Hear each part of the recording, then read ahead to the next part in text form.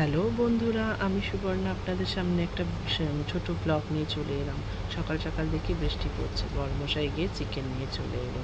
তারপর চলুন সেই চিকেনটাই রান্না করি, আপনাদের সঙ্গে শেয়ার করি।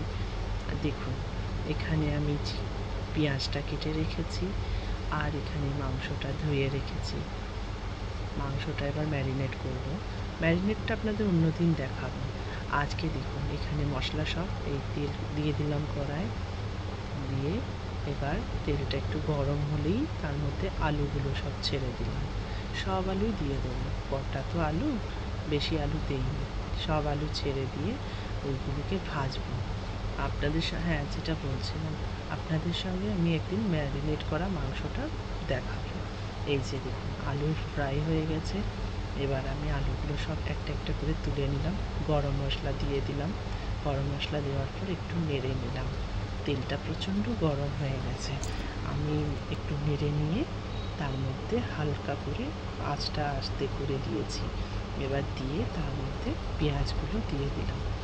আর পেঁয়াজটাকে একটু ভাজা ভাজা করে নিই। আর আপনারাও কি ম্যারিনেট করেই মাংস করেন? আমাকে একটু জানাবেন। আমি তো এইভাবেই করি। আপনারা কিভাবে করেন নিশ্চয়ই আমাকে কমেন্টে জানাবেন। এই দেখুন, এইভাবে ম্যারিনেট করে রাখি। এবার ম্যারিনেট করা মাংসটা দিয়ে দিলাম কড়াইয়ে, দিয়ে ভালো করে নাড়াচাড়া করি।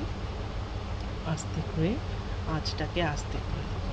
ভালো করে নাড়াচাড়া করে দেখুন কীভাবে নাড়াচাড়া করছি।